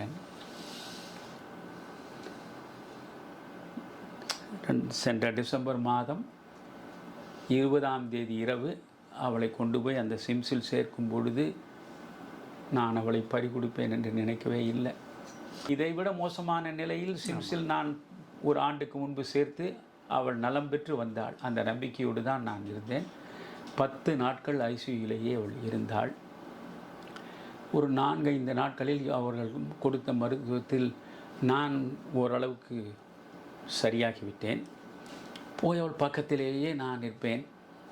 இந்த எனக்கு அதாவது ஒரு நேரத்தில் கடவுள் எனக்கு ஒருவரை பக்கத்தில் வைப்பார். போன முறை கடுமையான வேதனைக்கு உட்பட்டு மருத்துவமனையில் அவள் இருந்த பொழுது அவளுக்கு கோடீஸ்வரன் என்கிற என்னுடைய உதவியாளன் துணையாக இருந்து அவன் பல வகையில் பணியாற்றினான். அதை நான் மறக்க முடியாது. இந்த முறை இந்த மோகன் அவன் வந்து நம்முடைய ஐடி விங்கினுடைய ஒரு பொறுப்பாளனாக இருப்பவன். இருந்தாலும் ஒரு சாதாரண பணியாளைப் போல அவன் என் பின்னாலேயே நிழலாக தொடர்ந்து 10 நாட்கள் அவன் ஆற்றிய பணி இருக்கிறது பாருங்கள், மறக்கவே முடியாது. ஒவ்வொரு நாளும் நானும் இவனும் வாசி அம்மையாரும் வந்து விடுவார்கள். ஒவ்வொரு நாளும் போய் பக்கத்திலேயே நின்று கொண்டிருப்போம். நான் பிள்ளைகளுக்கு சொல்லவில்லை. காரணம் எனக்கு 4 நாட்களில் நாம் அழைத்து கொண்டு வந்து விட அம்மா அவர்கள் தேவையில்லாமல் என்னுடைய மகனை கோவையிலிருந்து வரவழைப்பது, என் மகளுக்கு அதிர்ச்சியை தருவது எல்லாம் வேண்டாம். எப்படியும் 4-5 நாட்களில் நாம் கொண்டு வரப்போகிறோம் நினைத்தோம். ஆனால் ஒரு வாரமாகிறது, நிலைமை சரியாகவில்லை என்கிற நிலையில்தான் நான் அப்பொழுதும் என் மகளுக்கு சொன்னேன். ஏன்னா மகன் கோயம்புத்தூர் இருக்கான், சரியாகி விடுவாள் என்ற நம்பிக்கை எனக்கு. என் மகளுக்கு சொன்னேன். மகள் மட்டும் பார்த்தா. பிறகு மகள் பார்க்கிற பொழுது கூட அவள் விழி திறந்து பார்க்கவில்லை. சரியாக 8 நாள் முடிந்தது. 10வது நாள் செவ்வாய்க்கிழமை வைகுண்ட ஏகாதசி. அன்றைக்கு அவள் உயிர் துறக்கப் போகிறாள். அதற்கு முதல் நாள் திங்கட்கிழமை 29ஆம் தேதி காலை 10 மணிக்கு என்னை மருத்துவர் அழைத்தார். ஐயா, வாய்ப்பில்லை. முன்பு நீங்கள் அழைத்து கொண்டு வந்த பொழுது நாங்கள் கொடுத்த மருந்து முழுவதும் அவர்கள் உடல் ஏற்றுக்கொண்டது. இப்பொழுது அவருடைய உடல்நிலை எதையுமே ஏற்றுக்கொள்ள மறுக்கிறது. இனி வாய்ப்பில்லை என்று சொன்ன பொழுது என்னால் தாங்கிக் கொள்ள முடியவில்லை. என்னை விட்டு போகிறாள் என்பதை என்னால் எப்படி ஏற்றுக்கொள்ள முடியும்? அந்த மருத்துவர் சொன்ன பிறகு நான் அவள் பக்கத்தில் நிற்கிறேன். வாசுகி அம்மையார் பக்கத்தில் நிற்கிறாங்க. இந்த மோகன் பக்கத்தில் நிற்கிறான். 3 பேர் நிற்கிறோம். இவளுக்கு அந்த முதல்ல போகும்பொழுதே அந்த வெண்டிலேட்டரை போட்டதை எடுக்கவே இல்லை. அவள் இடையிடையில் ஏதாவது சைகையை தான் காட்டி பேசுவாள். இந்த 8வது நாள், அதாவது திங்கட்கிழமை, சரியாக காலை 11 மணி, முற்பகல் 11 மணி, நான் அவள் பக்கத்தில் நிற்கிறேன். அவள் அந்த செவிலியரை அழைத்தாள். இந்த முகத்தில் மாட்டி வைத்திருக்கிற இதையெல்லாம் கொஞ்சம் அப்புறப்படுத்துங்கள் என்றாள். இல்லையம்மா, அதனுடைய சப்போர்ட்டில் தான் நீங்கள் இருக்கிறீங்க, அதை எடுக்கக்கூடாதும்மா, தயவு செய்து இதெல்லாம் எடு. அதெல்லாம் எடுத்தாங்க. நன்றாக என்னை விழி உயர்த்தி என்னை முழுவதுமாக பார்த்தான். அந்த காட்சியெல்லாம் மறக்கவே விழி உயர்த்தி அப்படியே என்னை பார்த்து ரொம்ப கிட்ட வர சொல்லி சைகை காட்டினான். அவருக்கு முகத்துக்கு கிட்ட போனேன். நான் செத்துருவேன், தே வார்த்தையை அழுத்தம் திருத்தமாக சொன்னான். நான் செத்துருவேன், இனி பழைப்பன் நம்பாதீங்க, உங்களை நடுத்தெருவில் விட்டுட்டு போகிறேனே.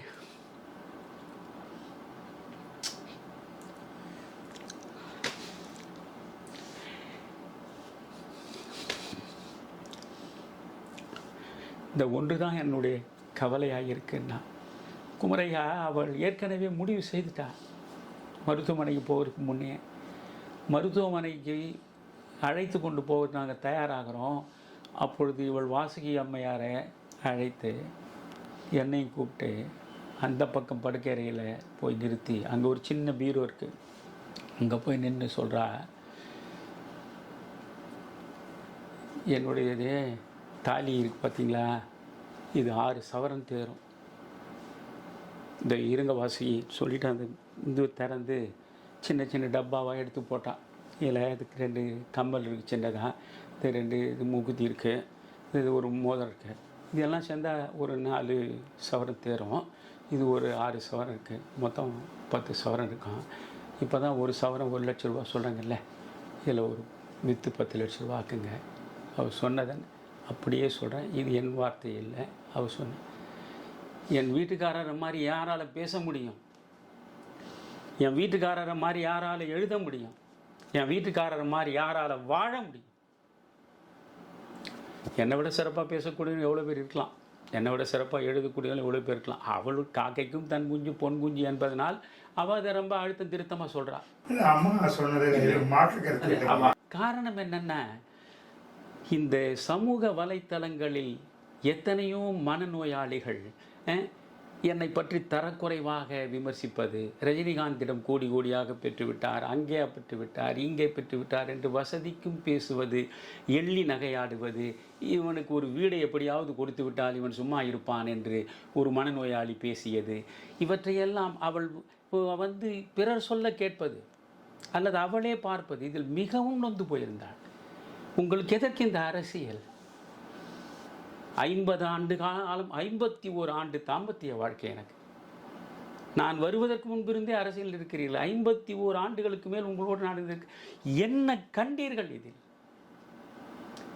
எத்தனையோ தவறான தகாத மனிதர்கள் எல்லாம் எந்தெந்த உயரத்திலேயோ இருக்கிறார்கள். நீங்கள் என்ன ஆனீர்கள்? என்ன செய்தீர்கள்? உங்களுக்கு இந்த சமூகம் என்ன செய்தது? இது பல நேரங்களில் அவருடைய ஆதங்கமாக வெளிப்படுத்துவா. நான் சொல்வது, ஒரு காந்தியம் என்பது எதையும் எதிர்பார்க்கக்கூடியது அல்ல. இருப்பதையெல்லாம் இழப்பதற்கானது தான் பொது வாழ்க்கை என்ற காந்தியத்தை நான் படித்து காமராஜரை பார்த்து இந்த அரசியலுக்கு வந்தவன். அதனால் இதில் ஒன்றும் இல்லடா கண்ணா, அப்படியெல்லாம் நீ நினைக்காத அப்படின்னு நான் சொல்லியிருக்கேன். இறப்பதற்கு ஒரு 3 மாதம் முன்னே இருக்கும். 3 மாதம் இதே நினைவுகளாக அவள் இருந்திருக்கிறாள்.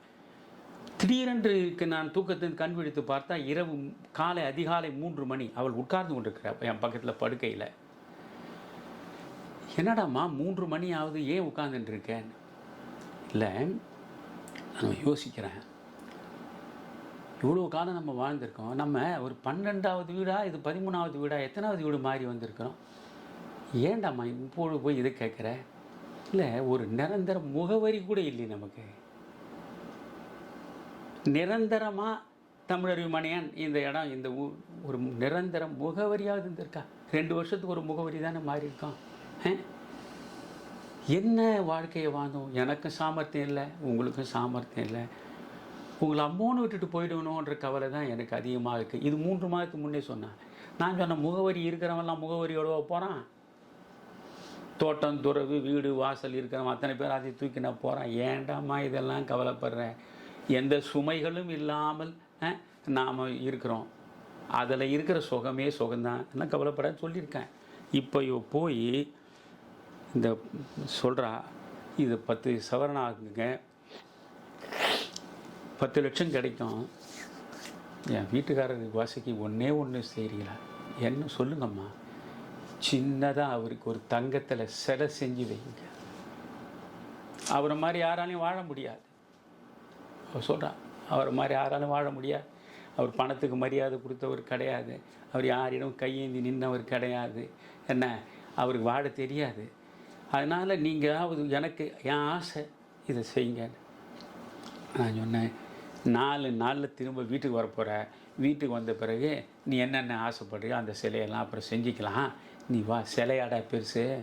ரஷ்யாவுக்கு ஒரு மாபெரும் சமத்துவ சமதர்ம சமுதாயத்தை உருவாக்கி கொடுப்பதற்கு வாழ்க்கையே அர்ப்பணித்த லெனின் சிலையையே உடைச்சி துப்புநூறாக்கி போட்டான். எந்த சிலை கிடாமல் வாழ்வு மரியாதை? உனக்கு ஏண்டாமா இதெல்லாம் புதுசாக தோணுது? இல்லை, அந்த சிலையெல்லாம் எவனா உடைச்சிட்டு போகிறான். இது தங்கத்திலே உங்களுக்காக ஒரு சிலை செஞ்சு வைக்கணும் வாசிக்கு, இது மறக்கூடாதுன்னு.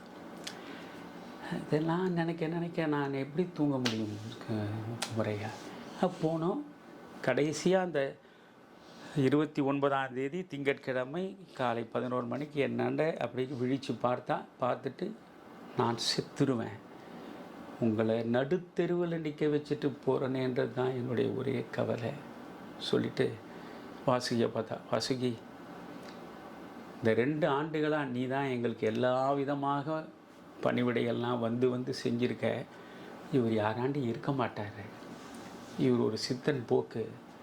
இவர் பிள்ளையாண்டி இருக்க மாட்டார், பொண்ணாண்டி இருக்க மாட்டார், யாராண்டி இருக்க மாட்டார். நீங்கள்லாம் சேர்ந்து கொஞ்சம் பொறுப்பாக இவரை பார்த்துக்குங்கம்மா சொல்லிவிட்டு உடனே அந்த செவிலியரை கூப்பிட்டு அந்த இது எடுத்து மாட்டுங்கம்மா. மாட்டி டக்குன்னு கண்ணை மூடினா. அதுக்கு பிறகு மறுநாள் காலை 10:38க்கு தான் அவள் உயிர் பிரிந்தது. இடையில் எத்தனை முறை நாங்கள் மாறி போய் இதுக்குள்ளே என் மகளோ மற்றவர்களோ யாரிடம் போய் எதுவுமே இல்லை. மார்பு மட்டும் உயர்ந்து தாழ்ந்து இருக்கிற நிலை இருக்குது, சுவாசிக்கிற நிலை இருக்குது. அவள் விழித்தும் பார்க்கலை, யாரிடமும் பேசலை. நான் செத்துருவேன், இனி நம்பாதீங்க, உங்களை நான் நடுத்தரில் விட்டு போகிறத தவிர எனக்கு எந்த விதமான கவலையும் இல்லை சொன்னதோடு கண்ணை மூடிட்டா. மறுநாள் டாக்டர் அன்னைக்கு வைகுண்ட ஏகாதசியும் காலையில் 10 மணிக்கு முதலேருந்து நாங்கள் நின்றுருக்கோம். ஒரு லேடி டாக்டர், அந்த அம்மா எனக்கு கூப்பிட்டாங்க, ஐயா வாங்க, பாருங்கள் ஹார்ட் பீட்டு குறைஞ்சிங்கனே வருது பாருங்கள். அதை விட கொடுமை ஏதாவது உண்டாக்கும் முறையா? நம்ம வாழ்க்கையில் 51 வருஷம் என் கூட தாம்பத்திய வாழ்க்கை வாழ்ந்தவன், அவள் இருதயம் கொஞ்சம் கொஞ்சமாக நிற்கிறத நான் அதில் பார்க்குறேன். இந்த டாக்டர் அம்மா என் பக்கத்தில் கையை பிடிச்சி காட்டுறாங்க. 10, 30, 31, 32, 33, 34, 35, 36, 37, 38. ஆனால் எந்த ஒரு விதமான ஒரு ஒரு ஒலியோ ஒரு ஓசையோ ஒரு துயரம் சார்ந்த வெளிப்பாடோ எதுவுமே கிடையாது. அவ்வளவு ஆழ்ந்த அமைதியில் அப்படியே ஒரு நதி கடலில் போய் ஓசையற்று கலப்பது போல அவள் வாழ்க்கையை முடிச்சிட்டாங்க முறையா. அதுக்கு பிறகு மற்றவர்களாம் சொல்கிறாங்க, வைகுண்ட ஏகாதேசிங்க, அதில் அம்மா கண் மூடி இருக்காங்க. அதுவும் அம்மா கண் மூடிய நேரம் 10:38ன்றது அது மகா ஞானிகளுக்கு மட்டும்தான் வாய்க்கிற நேரங்க. அந்த நேரத்தில் கண் மூடியிருக்காங்க. பரணி நட்சத்திரங்க அவங்க கண் மூடிய நேரம்.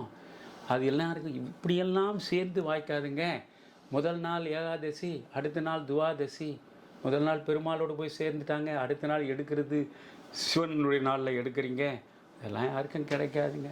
இதெல்லாம் அதை நாம் இதெல்லாம் அறிந்து கொள்கிற அறிவும் எனக்கு இல்லை, புரிந்து கொள்வதும் எனக்கு இல்லை. இதை பற்றியெல்லாம் நான் யோசிக்கவும் இல்லை. ஆனால் நான் இழந்துட்டேன். நான் அவளும் நானும் எவ்வளவோ சொல்லலாம்னு ஆந்தின்னு ஒரு படம் வந்தது ஹிந்தியில். அது ஏறக்குறைய இந்திரா காந்தி அவங்களுடைய கணவர் ஃபெரோஸ் காந்தியினுடைய வாழ்க்கையில் ஏற்பட்ட சிக்கல்களை பின்புலமாக வைத்து உருவாக்கப்பட்ட சினிமா அது. அதனாலேயே 1975 நெருக்கடி நிலை காலத்தில் அந்த படம் வெளிவராமல் இந்திரா காந்தி தடை செய்தாங்க. 77 ஜனதா கட்சி ஆட்சிக்கு வந்து அந்த படம் வெளிவந்தது. அதில் சஞ்சீவ் குமாரும் சுசித்ரா சென் என்ற வங்காள நடிகையும் நடிச்சிருப்பாங்க. அடிக்கடி நானும் என் மனைவி, அவளுக்கு ஹிந்தி தெரியாது, எனக்கு ஹிந்தி தெரியாது. ஆனால் அந்த ஆந்தி படத்தில் ஒரு அற்புதமான பாடல்கள் உள்ள படம்.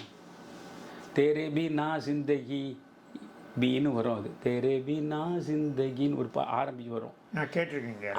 அது கிஷோர் குமாரும் லதா மங்கேஷ்கரும் பாடுவதும் அந்த காட்சி சூழல், நீண்ட பிரிவுக்கு பிறகு கணவனும் மனைவியும் இணைந்த அந்த இரவு நேரத்தில் அவர்கள் இதய பரிமாற்றத்தை பண்ணுவாங்க. அதில் நான் என்ன பண்ணுவேன், அந்த பாட்டு எனக்கு ரொம்ப பிடிச்சி போனது. இது என்ன அர்த்தம் தெரியாது, அதனால் அதனுடைய வெர்ஷன் என்னன்னு ஆங்கிலத்தில் படித்து பார்த்து தெரிஞ்சுக்கினேன். அது பாட்டு என்ன சொல்கிறான் அப்படின்னா, I have no complaints against a life without you. என்ன கவனிங்க, I have no complaints against a life without you. A life without you is not at all a life. A life without you is not a life at all. நீ இல்லாத வாழ்க்கை என்பதன் மீது எனக்கு எந்த புகாரும் இல்லை. ஆனால் நீ இல்லாத வாழ்க்கையே இல்லை. அது எனக்கென்றே எழுதப்பட்டது மாதிரி தான் நான் யோசிக்கிறேன். அது அவ்வளோ விரும்பி அவளும் கேட்பா, எவ்வளோ பேசலாம். நான் அப்போ தான் நினைக்கிறேன், பேப்லோன் நெரூடா தான் ரொம்ப அழகாக அவருடைய 20 லவ் போயம்ஸ் என்பது உலக புகழ்பெற்ற படைப்பது. அதில் தான் ஒரு சொல்லுவார், tonight I can write the saddest lines. இன்று இரவு தான் சோகம் நிறைந்த வரிகளை நான் எழுதப் போகிறேன், என் துயர்மிகு வரிகளை நான் எழுதப் போகிறேன்.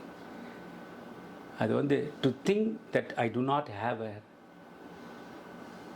To think that I do not have her, to feel that I have lost her. இவள் இல்லை என்ற நிலைமை, இவளை இழந்து விட்டோம் என்ற உணர்வு, இரண்டும் சேர்ந்து இன்று இரவு நான் துயர்மிகு வரிகளை எழுத வேண்டிய நிலைக்கு ஆளாக்கி இருக்கின்றன. அந்த நிலைக்கு நான் ஆளாயிட்டேன். எவ்வளோ நான் படிச்சிருக்கேன், எவ்வளோ பேருக்கு சொல்லியிருக்கேன், நிலையாமையை பற்றி சொல்லியிருக்கேன், தொல்காப்பியத்தில் வந்து பேசியிருக்கேன், காஞ்சி திணையை பற்றி எல்லாம் சொல்லியிருக்கேன், ஊருக்கெல்லாம் சொல்லியிருக்கேன். நகுலன் எழுதிய கவிதை 1000 முறை சொல்லுவேன். இருப்பதற்குத்தான் வருகிறோம், ஆனால் இல்லாமல் போகிறோம் எல்லாம் சொல்கிறோம்.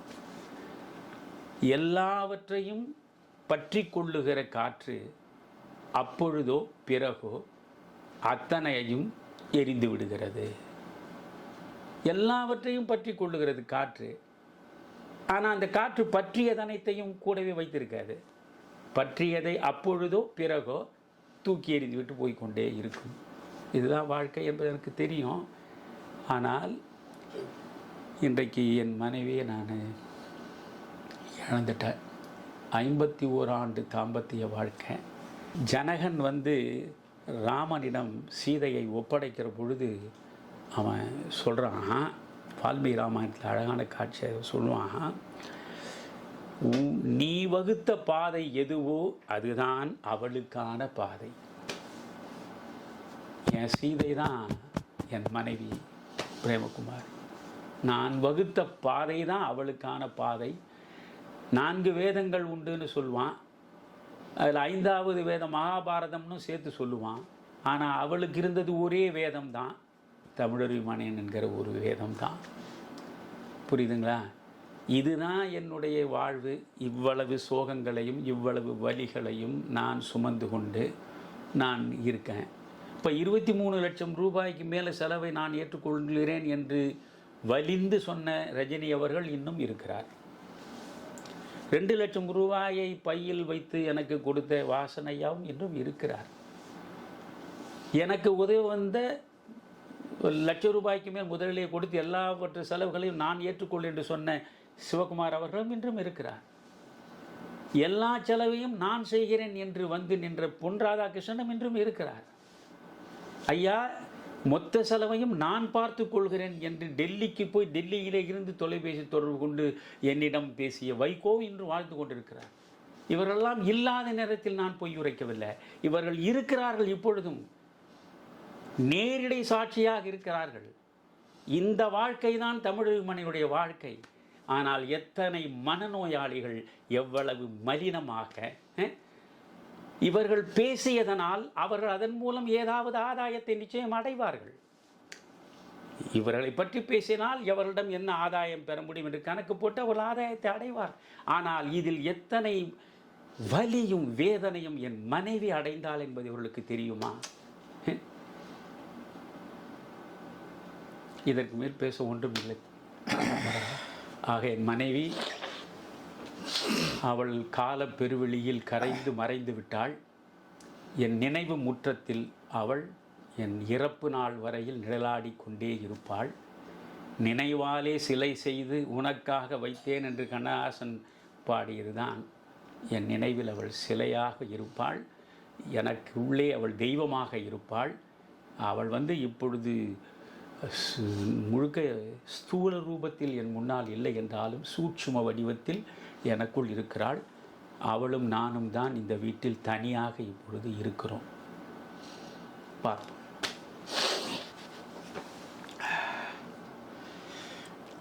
மிகுந்த கனத்த இதயத்தோடு இந்த நேர்காணலை நிறைவு செய்கிறோம் ஐயா. வணக்கம் ஐயா. வணக்கம் ஐயா. அதாவது நம்முடைய துயரம் எவ்வளவு நெஞ்சை வைத்து அழுத்தினாலும் அதற்குள் முழுவதுமாக மூழ்கிவிடாமல் அதிலிருந்து விடுபட்டு அடுத்து நாம் செய்ய வேண்டிய பணிகளில் நம்மை ஈடுபடுத்தி கொள்வதன் மூலம்தான் நம்முடைய துயரத்திற்கு ஒரு மாற்று வழியை நாம் தேடிக்கொள்ள முடியும் என்று நான் நம்புகிறேன். அதனால்தான் அழுது அழுது கண்ணீரும் வற்றிவிட்டது. நினைத்து நினைத்து நெஞ்சும் வலிக்கிறது. ஆனால் சாகும் வரையில் அவளை என்னிடமிருந்து பிரிக்க முடியாது. இதை பாருங்கள், போய் நிழற்படமாக இருக்கிறாள். அவளைத்தான் அடிக்கடி பார்த்து கொண்டு எதிரே உட்கார்ந்து கொண்டிருக்கிறேன். நான் ஒரு நாளின் பெரும்பகுதி நேரம் இங்கே உட்கார்ந்து கொண்டு கொஞ்ச நேரம் புத்தகத்தை எடுத்து படிப்பது. இதை விட முக்கியமாக ஒன்றை சொல்லி முடிக்கிறேன், இதை சொல்லலைன்னா சரியாகாது முறையாக.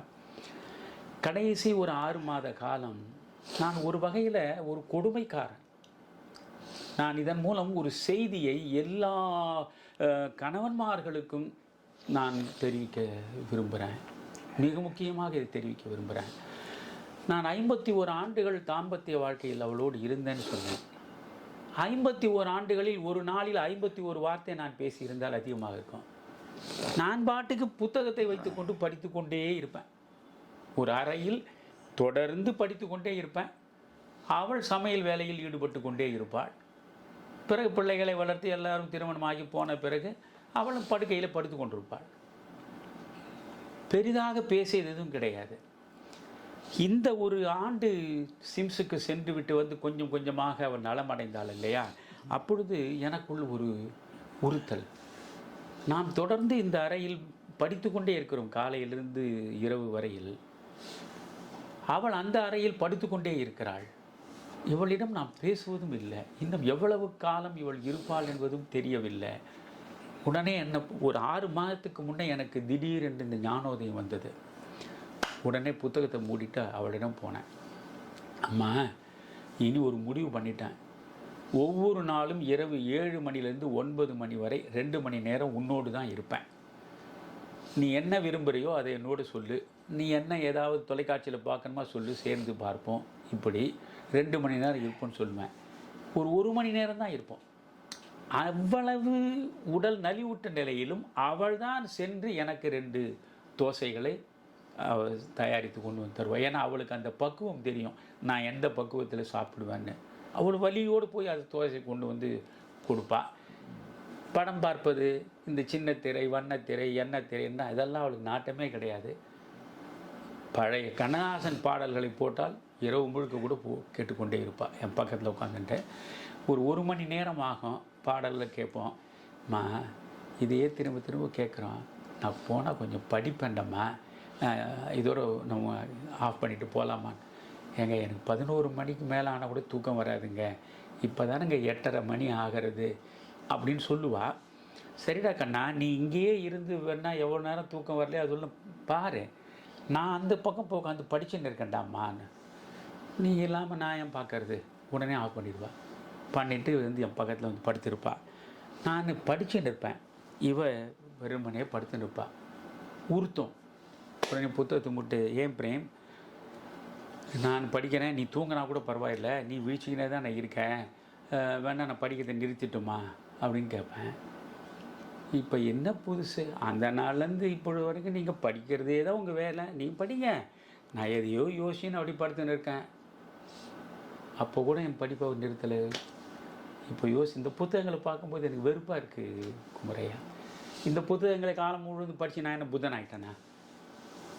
நான் என்ன சொல்கிறேன், எவ்வளவு வேலைகள் இருந்தாலும் சரி, நீங்கள் கரம் பற்றிய மனைவிக்காக ஒரு 2 மணி நேரமாவது அன்றாடம் செலவழிக்கணும்.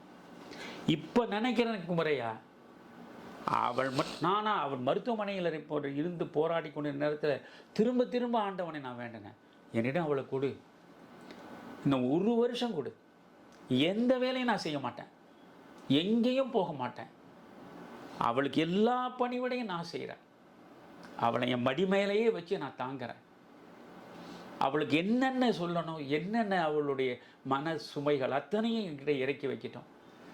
ஒரு ஆதர்ச புருஷனாக அவள் பக்கத்தில் நான் வாழ்வதற்கு ஒரு ஆண்டு எனக்கு பிச்சை போடுன்னு வேண்டாத கடவுள் இல்லை.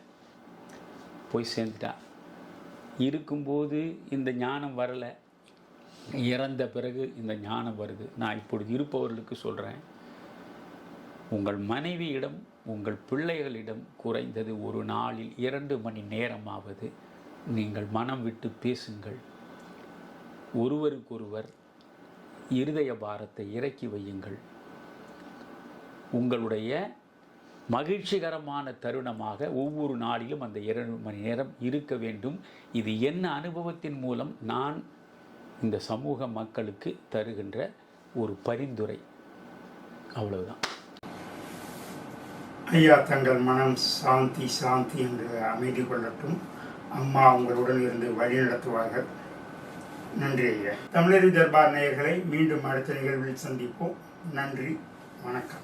விறுவிறுப்பான அரசியல் நிகழ்வுகள் குறித்த ஆய்வுகள், நியாயங்களின் நிறம் மாறாத கூர்மையான விமர்சனங்கள், தீமைகளை சுட்டெரிக்கவும் நல்ல அரசியலை வளர்த்தெடுக்கவும் அறிவார்ந்த விவாதங்கள், இளைய தலைமுறையிடம் விழிப்புணர்வை ஊட்டும் விரிவான வரலாற்று விளக்கங்கள், கலை, இலக்கியம், ஆன்மீகம், பண்பாடுகளை படம் பிடித்து காட்டும் கருத்தோவியங்கள் வாரந்தோறும் உங்கள் தமிழருவி தர்பாரில் அணிவகுக்கும்.